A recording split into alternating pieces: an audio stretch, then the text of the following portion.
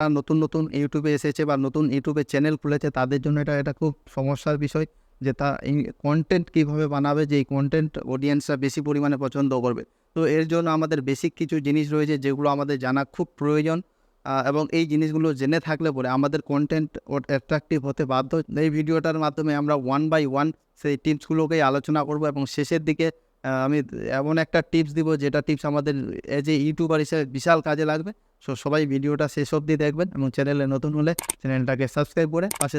So প্রথম যে পয়েন্টটা হচ্ছে সেটা হচ্ছে নো ইওর অডিয়েন্স। আপনি যেই ক্যাটাগরির ভিডিও বানান আপনাকে আগে প্রথমে জানতে হবে যে আপনার টার্গেটেড অডিয়েন্স কারা, আপনি কাকে টার্গেট করেছেন এবং সেই টার্গেটেড অডিয়েন্স তারা কী দেখতে পছন্দ করে সেটা আগে আপনাকে জানতে হবে।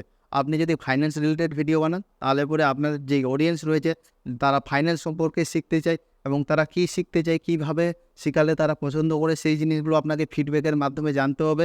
আপনি যদি কিডসদের নিয়ে বাচ্চাদেরকে নিয়ে ভিডিও বানান তাহলে আপনার বাচ্চারা কী দেখতে পছন্দ করে সেই বিষয়টাকে আপনাকে মাথায় রেখে ভিডিওগুলো বা কন্টেন্টগুলো বানাতে হবে। তো প্রথম যে পয়েন্টটা হচ্ছে আপনাকে অডিয়েন্স সম্পর্কে আগে জানতে হবে।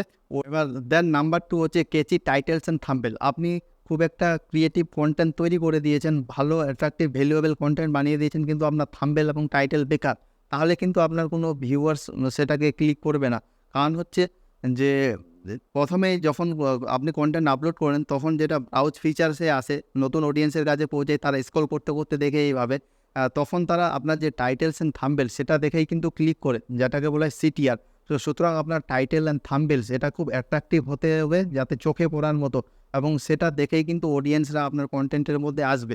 এরপরে যদি আপনার কন্টেন্ট দমদার হয়, কন্টেন্টের মধ্যে যদি কিছু ভ্যালু থাকে, তাহলে পরে আপনার অডিয়েন্স সেই কন্টেন্ট দেখবে, নাহলে পরে সেই কন্টেন্ট থেকে বেরিয়ে যাবে। তো সেই অডিয়েন্সকে আমাদের কন্টেন্ট অবধি নিয়ে আসার জন্য আমাদের টাইটেল অ্যান্ড থাম্বনেল এটার উপরে কিন্তু খুব জোর দিতে হবে।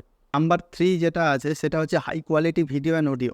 আমরা যখন প্রথম ইউটিউবে কাজ করি আমাদের কাছে বেশি পরিমাণে ইকুইপমেন্ট যেরকম ভালো ক্যামেরা বা মাইক্রোফোন এই সমস্ত জিনিসগুলো থাকে না। এর জন্য আমরা ভালো কোয়ালিটির ভিডিও বা অডিও বানাতে পারি না।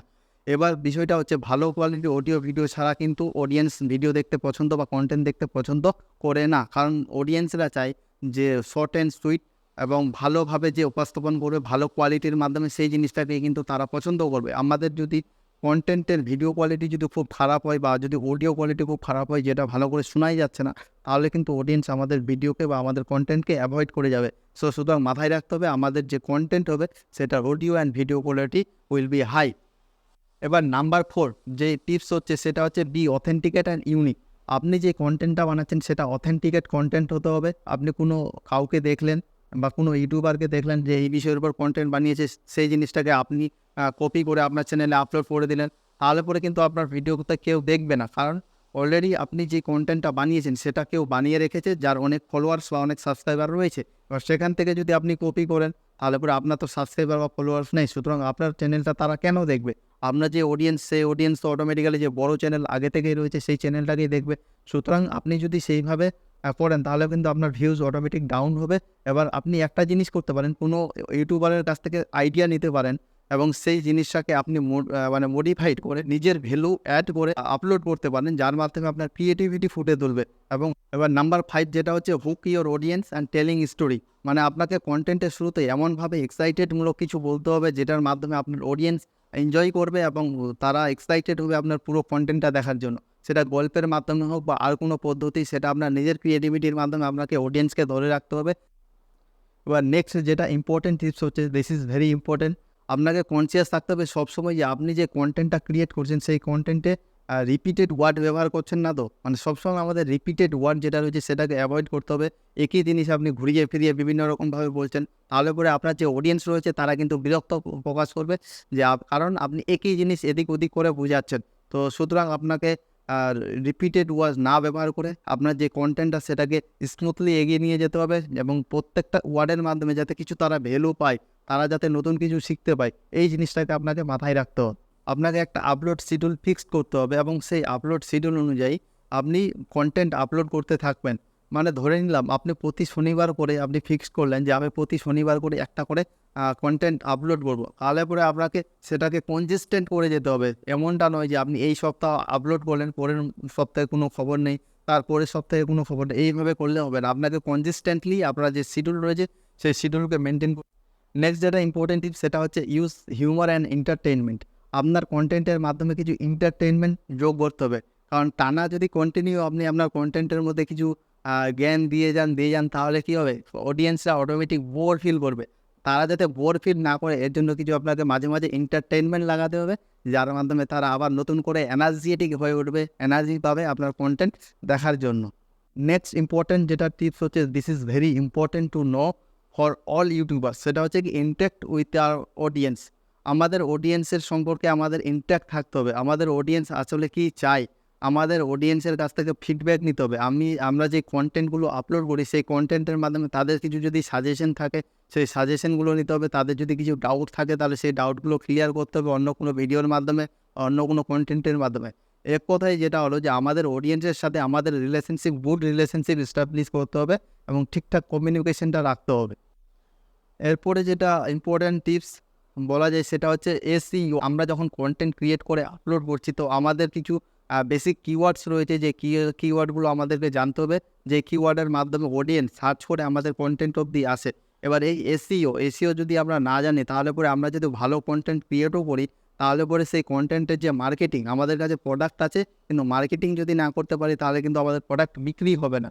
তো এসইওটাও ঠিক সেরকমই, আমাদের সেই কিওয়ার্ডগুলোকে জানতে হবে।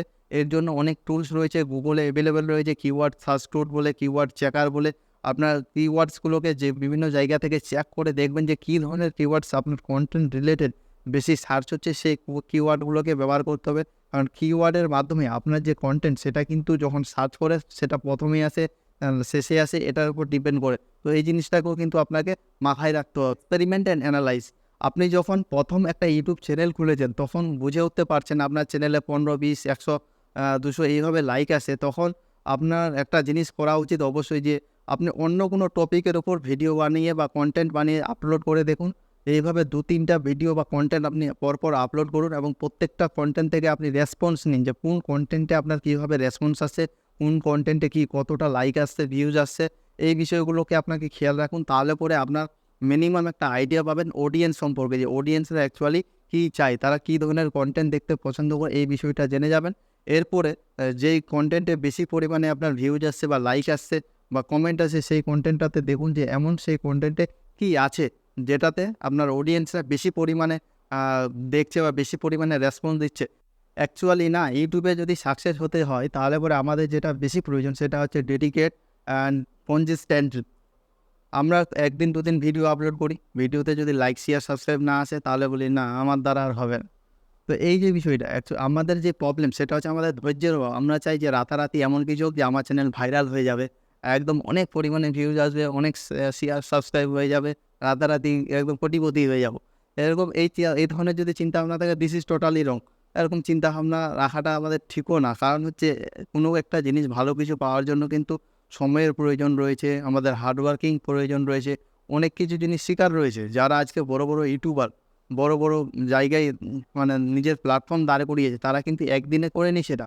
এর জন্য তাদের অনেক মেহনত করতে হয়েছে, অনেক কষ্ট করে তারা আজকে এই জায়গাটাতে দাঁড় করেছে। তো আমাদের কনসিস্টেন্টলি আমাদের যে কাজ, আমরা ধীরে ধীরে ইমপ্রুভমেন্ট হবে। আর একটা জিনিস, যে আমরা প্রথমে যখন ইউটিউবে ভিডিও ক্রিয়েট করি আমরা ভালো কোয়ালিটির কন্টেন্ট বানাতে পারি না, এবং দিস ইজ নট পসিবল। মানে ফার্স্ট টাইমে এটা পসিবলও না, কারণ হচ্ছে আমাদের স্কিল এটা কিন্তু ধীরে ধীরে ইমপ্রুভমেন্ট হয় ডে বাই ডে, একদিনে এটা সম্ভবও না। তো আমাদেরকে কনসিস্টেন্টলি কাজ করতে হবে, দিনের পর দিন বিভিন্ন ইউটিউবারের কাছ থেকে হোক বা বিভিন্ন জায়গা থেকে আমাদের শিক্ষা নিতে হবে, এক্সপিরিয়েন্স নিতে হবে, এবং আমাদের ফল্টগুলো কোথায় হচ্ছে সেই ফল্টগুলোকে ধরে আবার সেই ফল্টগুলোর উপরে কাজ করতে হবে, যাতে আমরা নিজেকে ইমপ্রুভমেন্ট করতে পারি ডে বাই ডে। এইভাবে কাজ করতে হবে, তাহলে দেখবেন যে অবশ্যই সাকসেস আমাদের কাছে আসতে বাধ্য। না, অবশ্যই আপনারা যদি স্মার্টলি হার্ডওয়ার্ক করেন তাহলে পরে সাকসেস আপনাকে কখনো ছেড়ে যেতে পারে না, সাকসেস আপনার কাছে আসবেই। সো আজকের কন্টেন্টে এটুকুই। সবাই ভালো থাকবেন, সুস্থ থাকবেন, আর সবাইকে রিকোয়েস্ট চ্যানেলটাকে সাবস্ক্রাইব করে সাথে থাকবেন।